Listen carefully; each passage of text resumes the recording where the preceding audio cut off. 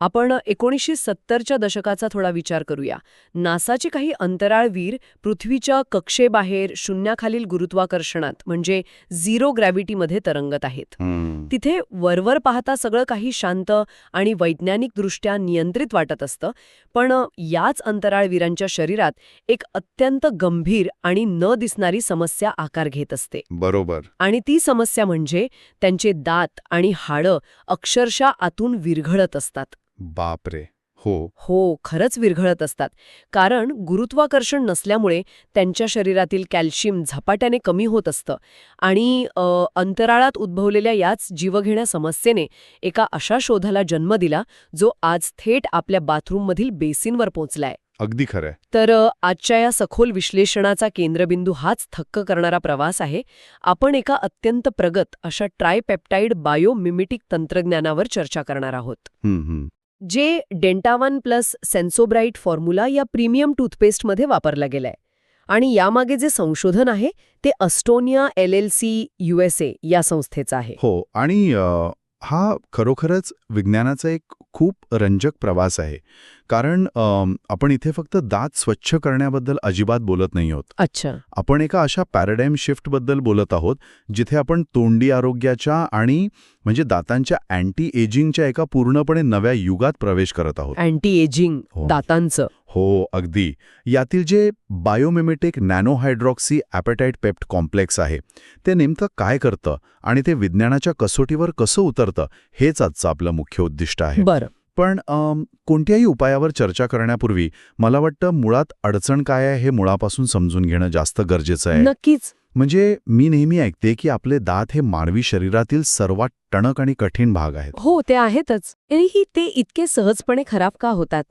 म्हणजे बघा, जर आपल्या बोटाला कापलं तर आपली त्वचा काही दिवसांत स्वतःहून ती जखम भरून काढते. बरोबर. मग दातांच्या बाबतीत ही जी स्वयंचलित दुरुस्तीची यंत्रणा आहे ती का काम करत नाही?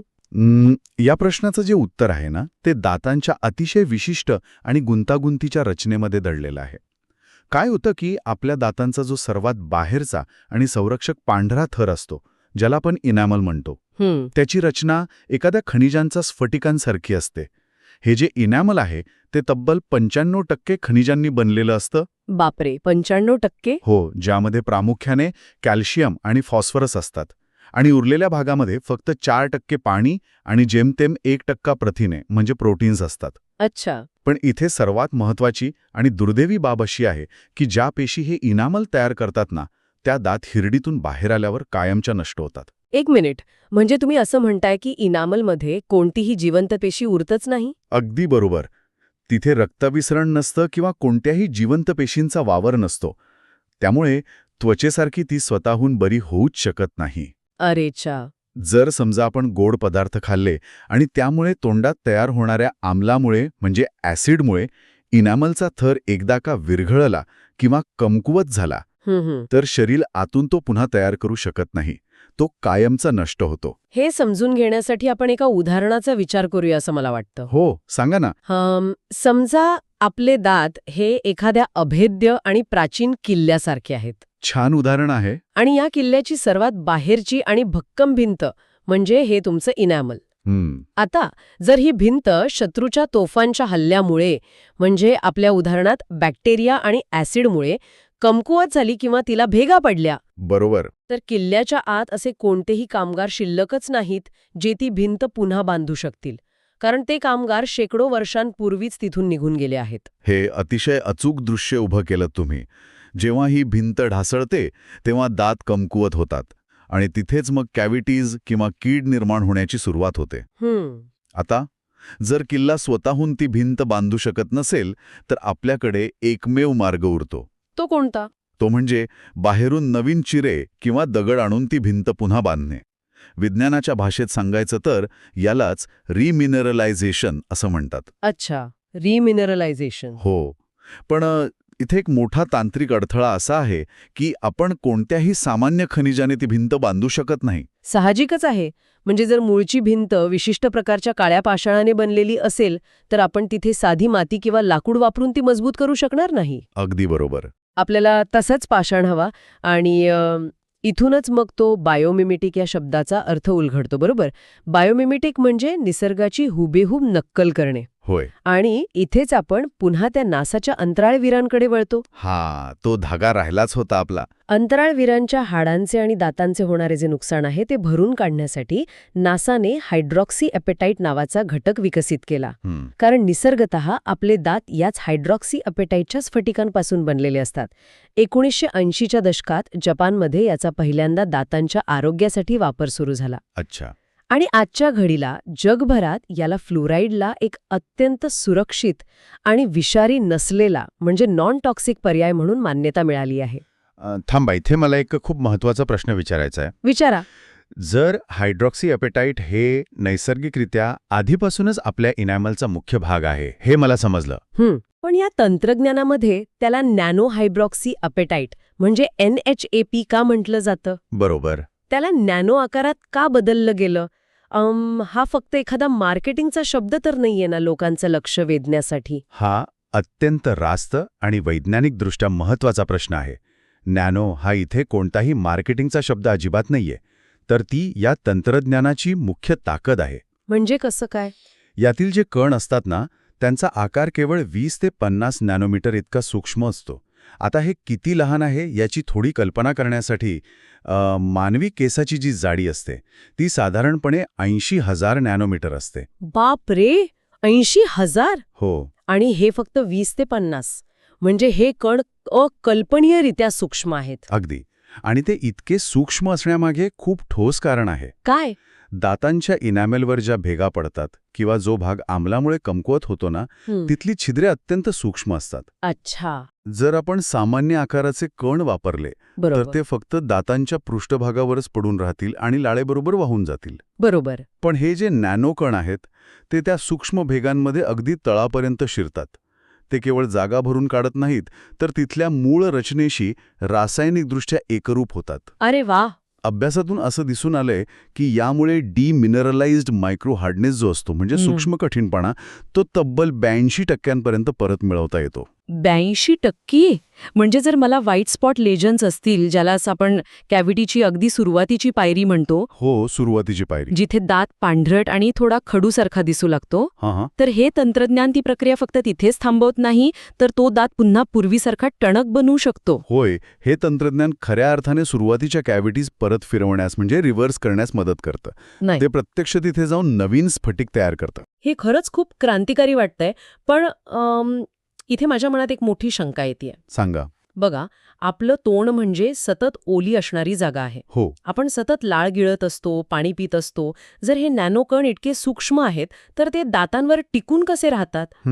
ते तर 5 सेकंदात लाळेसोबत पोटात वाहून जायला हवेत ना. मग ते तिथे थांबून ते बांधकाम कसं काय करू शकतात? आणि बरोबर, याच प्रश्नाचं उत्तर देण्यासाठी या फॉर्म्युलामध्ये ट्रायपेप्टाइड सिस्टम वापरण्यात आली आहे. अच्छा. NHAP हा एक उत्कृष्ट घटक नक्कीच आहे, पण तो एकट्याने पूर्ण काम करू शकत नाही.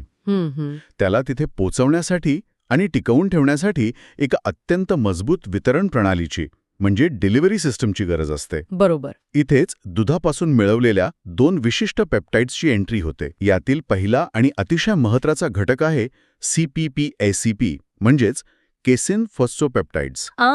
एक सेकंड. केसिन म्हणजे जे दुधात असतं ते प्रथिन? होय, पण हे अतिशय विशिष्ट पद्धतीने वेगळं केलेलं एक प्रोटीन कॉम्प्लेक्स आहे. अच्छा. याचं मुख्य काम काय माहिती? तर हे कॅल्शियम आणि फॉस्फरस आयन्सचा एक मोठा डोस थेट दातांच्या पृष्ठभागापर्यंत पोचवतं आणि तिथे सुपर सॅच्युरेशन नावाची एक अवस्था निर्माण करतं. Super saturation? याला थोडं सोपं करून सांगता येईल का? याचा नेमका अर्थ काय होतो? नक्कीच.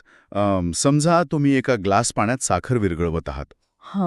एक वेळ अशी येते की पाणी आणखी साखर सामावून घेऊच शकत नाही आणि ती साखर तळाशी जमावू लागते. हो, बरोबर. ती जी अवस्था असते ती म्हणजे सुपर सॅच्युरेशन. CPP काय करतं तर ते दातांच्या अगदी जवळच्या भागात लाळेमध्ये कॅल्शियम आणि फॉस्फरसचं प्रमाण इतकं प्रचंड वाढवतं की त्या खनिजांना लाळेतून थेट दातांच्या आत शिरण्याशिवाय दुसरा कोणताही मार्ग उरत नाही. अरे छा. लाळेच्या प्रवाहाविरुद्ध जाऊन ते खनिजांना दातांवर अक्षरशः चिकटून ठेवतात. समजलं. म्हणजे लाळेने ते कण वाहून जाऊ नयेत म्हणून CPP एक प्रकारचं अदृश्य जाळं तयार करतं तिथे. अगदी बरोबर. पण तरीही मला वाटतं आणखी एक शत्रू शिल्लक राहतोच. कोणता? आपल्या तोंडातले बॅक्टेरिया. ते तर सतत आम्ल तयार करत असतात ना, मग त्याचं काय? तिथेच या ट्रायपेप्टाइड सिस्टमचा तिसरा जोडीदार मैदानात उतरतो. अच्छा. आणि तो म्हणजे GMP, ग्लायकोमॅक्रोपेप्टाइड. हे एक बायोॲक्टिव्ह पेप्टाइड आहे आणि याचं कार्य अतिशय रंजक आहे. काय करतं हे? आपल्या तोंडातील सामान्य pH स्तर साधारणपणे 7 असतो, जो तटस्थ असतो. हं. पण जेव्हा आपण काही खातो, विशेषतः गोड पदार्थ, तेव्हा तोंडातले बॅक्टेरिया ते खाऊन आम्ल म्हणजे ॲसिड तयार करतात. यामुळे प्लॅकचा pH स्तर खूप वेगाने खाली घसरतो. बापरे. आणि जेव्हा हा pH स्तर 5.5च्या खाली जातो ना, तेव्हा इनॅमल विरघळायला सुरुवात होते. तो एक खूप धोक्याचा टप्पा आहे. म्हणजे 5.5च्या खाली जाणं हे दातांसाठी विनाशकारीच आहे म्हणायचं. अगदी. आणि GMP नेमका हाच धोका टाळतं. ते प्लाकचा pH स्तर 5.5च्या वर स्थिर ठेवण्याचं काम करतं, एक प्रकारचं बफर म्हणून. अच्छा. आणि इतकंच नाही तर जे सर्वात हानिकारक बॅक्टेरिया आहेत, जसे की स्ट्रेप्टोकोकस म्युटन्स, त्यांना ते थेट लक्ष्य करतं. GMP या बॅक्टेरियांना दातांच्या पृष्ठभागावर चिकटण्यापासून तब्बल 50% रोखतं. आता हे सगळं चित्र एकदम स्पष्ट होते माझ्या डोळ्यासमोर. हो ना? आपण मगाशी जे किल्ल्याच्या भिंतीचं उदाहरण घेतलं होतं ना, त्याच्याशी हे जरा जोडून पाहूया. नक्कीच. इथे NHAP म्हणजे ते प्रत्यक्ष काम करणारे कामगार किंवा ते विशिष्ट नॅनो दगड आहेत जे भिंतीच्या भेगांमध्ये जाऊन बसतात. बरोबर. CPP-ACP म्हणजे ते संपूर्ण टीमचा सप्लाय चेन मॅनेजर आहे, जो लाळेचा प्रवाह सुरू असूनही कामगारांना सतत कॅल्शियमचा अखंड पुरवठा करत राहतो. अगदी अचूक. आणि GMP? तो म्हणजे या संपूर्ण साईटचा सिक्युरिटी गार्ड आहे. होय. तो हानिकारक बॅक्टेरिया रूपी शत्रूला जागेवर येऊच देत नाही आणि कामाच्या ठिकाणचं वातावरण सुरक्षित म्हणजे तो pH 5.5च्या वर ठेवतो. ही तिन्ही रूपे एकत्र येऊन कशी काम करतात याचं हे खरंच एक परिपूर्ण चित्र आहे. आणि हीच ती कॉम्पिटिटिव्ह एज आहे जी डेल्टा 1+ इतरांपेक्षा खूप वेगळं ठरवते. पण इथेच एक मोठा आक्षेपही समोर येतो. कोणता? जर हे ट्रायपेप्टाइड बायोमिमेटिक तंत्रज्ञान इतकं प्रगत आणि नैसर्गिकरित्या काम करणारं आहे, तर मग आपण आत्तापर्यंत जे काही वापरत आलो आहोत त्याचं काय? म्हणजे बघा, बाजारात मिळणाऱ्या सामान्य टूथपेस्ट आपण वर्षानुवर्ष वापरतोय. बरोबर. त्या नेमक्या कशावर काम करतात? आपण आत्तापर्यंत फक्त तात्पुरती मलमपट्टी करत होतो का? दुर्दैवाने याचं उत्तर होय असंच आहे. सध्याच्या पारंपरिक बाजाराचा संपूर्ण दृष्टिकोन हा फक्त लक्षणे व्यवस्थापित करणे म्हणजे सिम्प्टम मॅनेजमेंट हाच आहे. अच्छा. मुळापासून बांधणी करणे हा अजिबात नाही. उदाहरणार्थ, बहुतांश पेस्टमध्ये फ्लोराईड असतं. हो, आपण खूप जाहिरातींमध्ये ऐकतो. फ्लोराईड दातांवर एक कठीण थर नक्कीच तयार करतं, पण ती मूळ इनॅमलची पुनर्बांधणी म्हणजे रिजनरेशन करत नाही. शिवाय फ्लोराईडचे स्वतःचे असे विषारी धोके आहेत. त्याचे प्रमाण जास्त झाल्यास फ्लोरोसिसचा धोका असतो. बापरे. त्याचप्रमाणे अनेक पेस्टमध्ये SLS म्हणजे सोडियम लॉरेल सल्फेट असतं, जे फक्त भरपूर फेस निर्माण करण्यासाठी वापरलं जातं, पण त्यामुळे तोंडात अल्सर होण्याची शक्यता असते. आणि सेन्सिटिव्हिटीच्या बाबतीत काय? अनेक लोक सेन्सिटिव्हिटीसाठी विशेष पेस्ट वापरतात, पण त्यांना कायमस्वरूपी आराम मिळत नाही. थंड किंवा गरम खाताना दातांमध्ये येणाऱ्या ज्या झिंझिण्या असतात त्या थांबवण्यासाठी हे नवीन तंत्रज्ञान वेगळं कसं काम करतं? सेन्सिटिव्हिटीची प्रक्रिया समजून घेणं इथे खूप महत्त्वाचं आहे. काय होतं, जेव्हा सर्वात वरचं इनॅमल झिजतं तेव्हा त्याच्याखालील डेंटिन नावाचा थर उघडा पडतो. बरोबर. या डेंटिनमध्ये हजारो अत्यंत सूक्ष्म नळ्या असतात, ज्यांना डेंटिन ट्युब्युल्स म्हणतात. या नळ्या थेट दातांच्या आतल्या मज्जातंतूंपर्यंत म्हणजे नर्व्सपर्यंत पोहोचतात. अच्छा, म्हणजे त्या नळ्या थेट जोडलेल्या असतात. हो. आणि जेव्हा थंड पाणी किंवा गरम चहा या उघड्या नळ्यांमधून थेट मज्जातंतूंपर्यंत पोहोचतो तेव्हा विजेचा झटका लागल्यासारख्या वेदना होतात. हो, ती सणक जाते एकदम. अगदी. आता पारंपरिक सेन्सिटिव्ह पेस्ट काय करतात? त्यामध्ये पोटॅशियम नायट्रेटसारखे केमिकल नंबिंग एजंट्स असतात. हे घटक फक्त त्या मज्जातंतूंना तात्पुरतं बधीर करतात, म्हणजे नम करतात. म्हणजे थोडक्यात अलार्म वाजतोय, पण आपण तो प्रश्न सोडवण्याऐवजी फक्त अलार्मचा आवाज बंद करून टाकतोय. अगदी तसंच. पण डेल्टा 1+चा दृष्टिकोन स्ट्रक्चरल रिजनरेशनचा आहे. यातील NHAP आणि CPP-ACP हे सूक्ष्म घटक या उघड्या पडलेल्या डेंटिन ट्युब्युल्समध्ये अगदी आतपर्यंत जाऊन बसतात आणि त्यांना कायमचे सील करतात. अरे वा. हे एका अर्थाने त्या उघड्या नळ्यांवर नवीन इनामेलचे झाकणच बसवतात. यामुळे वेदनांचे जे मार्ग आहेत ते भौतिकदृष्ट्या बंद होतात.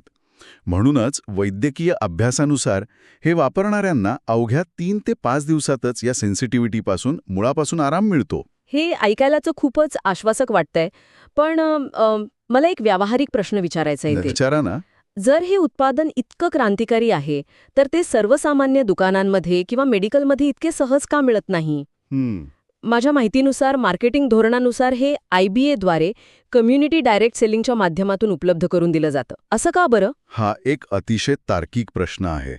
याचं कारण असं आहे की हे केवळ एक स्वच्छता करणारं उत्पादन नाहीये. बरोबर.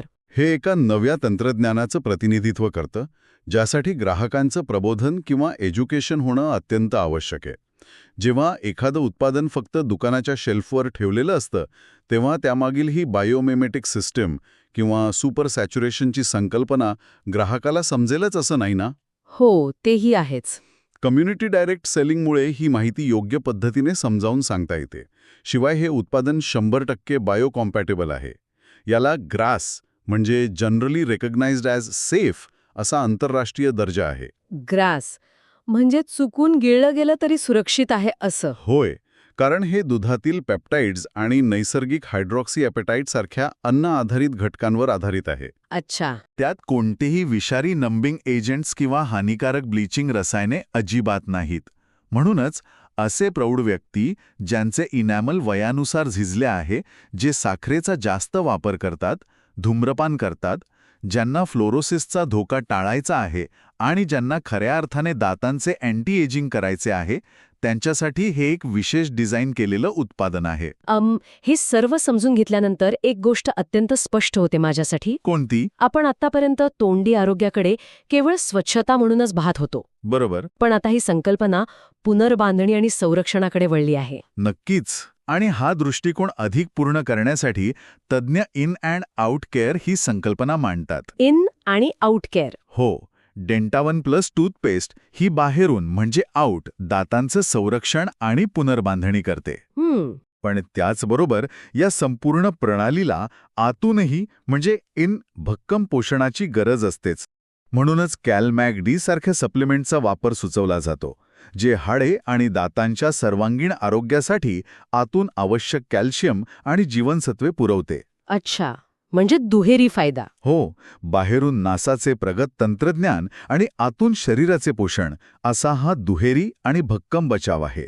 तर श्रोत्यांसाठी सांगायचं तर आजच्या या सखोल विश्लेषणातून आपण एका थक्क करणाऱ्या प्रवासाचे साक्षीदार झालो आहोत. अगदी खरंय. नासाच्या अंतराळवीरांना आलेली अडचण, त्यातून लागलेला तो नॅनो हायड्रॉक्सी ॲपेटाइटचा शोध आणि त्याला दुधातील प्रथिनांची जोड देऊन तयार झालेलं हे ट्रायपेप्टाइड कॉम्प्लेक्स. आपण सुरुवातीला ज्या किल्ल्याच्या ढासळत्या भिंतीबद्दल बोलत होतो, ती भिंत आता केवळ तात्पुरती रंगवली जात नाहीये, तर ती मूळच्याच ताकदीने आणि त्याच खनिजांनी पुन्हा नव्याने उभारली जात आहे. आणि हीच विज्ञानाची खरी ताकद आहे. आपण निसर्गाविरुद्ध न लढता निसर्गाच्याच प्रक्रिया समजून घेऊन त्यांची अचूक नक्कल करून म्हणजे बायोमिमिक्री करून मानवी शरीरासाठी सर्वोत्तम उपाय शोधत आहोत. अगदी खरंय. आणि याच अनुषंगाने आपण आजच्या या सखोल विश्लेषणाचा शेवट एका अशा विचाराने करूया जो खऱ्या अर्थाने चक्रावून टाकणारा आहे. आज आपण पाहिलं की अंतराळ तंत्रज्ञान आणि दुधातील पेप्टाइड्सचा वापर करून निसर्गाची हुबेहूब नक्कल करत आपण आपल्या दातांचे अँटी एजिंग करू शकतो आणि नष्ट झालेलं इनॅमेल मुळापासून पुन्हा उभारू शकतो. बरोबर. जर विज्ञानाला दातांसारख्या कठीण आणि निर्जीव वाटणाऱ्या थराची अशी पुनर्बांधणी करण्यात यश आलं असेल, तर भविष्यात याच बायोमिमिक्री तंत्रज्ञानाचा वापर करून मानवी शरीराचे आणखी कोणते जटिल अवयव आपण पूर्णपणे आणि मुळापासून पुन्हा निर्माण करू शकू. विचार करा, हे तंत्रज्ञान आपल्याला भविष्यात अजून कोणत्या नव्या शिखरांवर घेऊन जाणार आहे.